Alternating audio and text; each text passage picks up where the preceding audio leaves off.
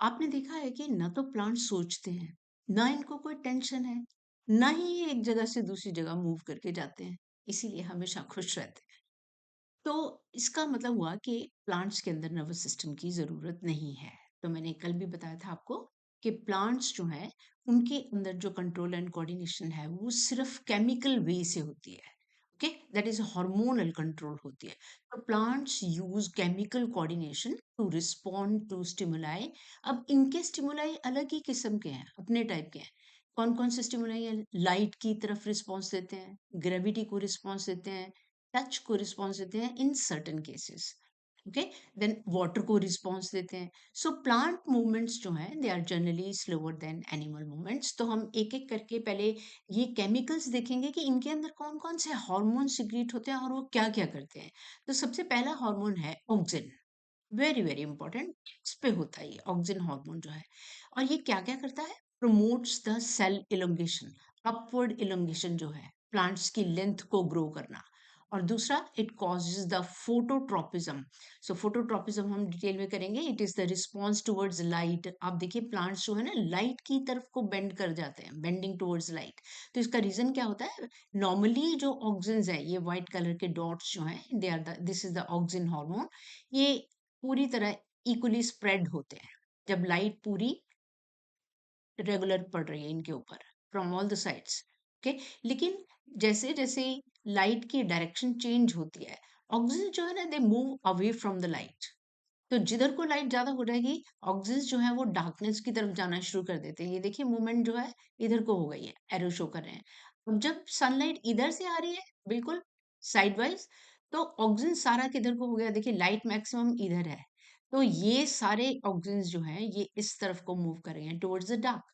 अब जिधर को ऑक्सीजन ज्यादा हो जाएंगे, उधर के सेल ज्यादा इलोंगेट करेंगे। ज्यादा इलोंगेट करेंगे तो ये साइड जो है, ये बेंड होनी शुरू हो जाएगी, क्योंकि इधर ग्रोथ कोई नहीं हो रही। ओके, तो ये साइड जो है बेंड हो जाएगी। That is why the plants move towards the light and bend, start bending. जब भी लाइट जिस डायरेक्शन से आएगी, उस तरफ को ये बेंड करना शुरू कर देते हैं।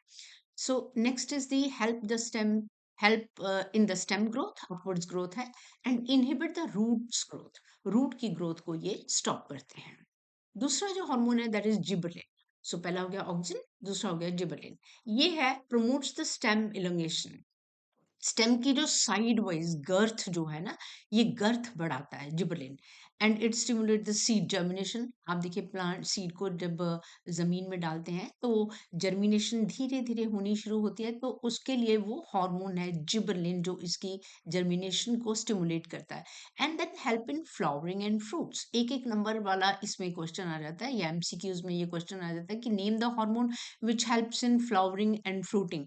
मतलब फ्लावर जब पैदा होते हैं या फ्रूट जब बनता है, तो कौन सा हार्मोन उस चीज को कंट्रोल कर रहा है? It is the gibberellin. And next is the cytokinin. Cytokinin जो है, it promotes the cell division. ये सेल डिवीजन को प्रमोट, सेल के नंबर ऑफ काउंट जो है, नंबर ऑफ सेल्स को ग्रो करना। Okay, and help in the fruit and seed development. तो फ्रूट की जो साइड वाइज ग्रोथ है, ठीक है, देखिए छोटे से फ्रूट से कितना बड़ा फ्रूट बन जाता है। तो साइड वाइज सेल ग्रोथ होती है, सेल डिवीजन के साथ वो बड़ा होता है। सिमिलरली सीड डेवलपमेंट, तो फ्रूट के अंदर जो सीड की डेवलपमेंट होती है, उसकी formation. Then delay the ageing in the leaves. जो पत्ते हैं बहुत जल्दी, क्योंकि वो हो जाते हैं, झड़ जाते हैं, आपको पता है, तो ये थोड़ा डिले कर देता है ageing, ageing of the leaves. तो ये जो तीन हार्मोन है, ऑक्सिन, जिबरेलिन एंड साइटोकाइनिन, ये ग्रोथ को इंड्यूस करते हैं। They are the growth inducing, growth को बढ़ा रहे हैं। कोई अपवर्ड ग्रोथ बढ़ा रहा है, कोई साइड वाइज ग्रोथ बढ़ा रहा है, कोई फ्रूट को बड़ा कर रहा है, कोई सीड को ग्रो कर रहा है। लेकिन ये जो लास्ट वाला है, एब्सिसिक एसिड, एब्सिसिक एसिड, ये ये ग्रोथ इनहिबिटर है। ये ग्रोथ को इनहिबिट करता है, स्टॉप करता है सारी ग्रोथ्स को। Closes टोमेटा during water stress. जब रात के टाइम स्टोमेटा बंद हो जाते हैं, तो कौन कौन रिस्पॉन्सिबल है उसके उसके लिए? Abscisic acid. Promotes the dormancy in the seeds. So dormancy का मतलब पता है आपको? कि जैसे नया सीड बनता है, तो उसको अगर बीज दोगे तो वो नया प्लांट नहीं बनेगा। न्यू बॉर्न सीड जो है वो नया प्लांट नहीं बनाएगा, उसको थोड़ा टाइम चाहिए होता है। ठीक है, थोड़े टाइम बाद वो मैच्योर होता है, तो फिर इसको कहते हैं डोरमेंसी पीरियड, कि कितने टाइम के लिए उसको रखा जाए ताकि उसको जब बाद में ज़मीन में बीजें तो उसका प्लांट बन जाए। तो that is the dormancy, sleep period इसको बोलते हैं। So these are the various hormones of the plants.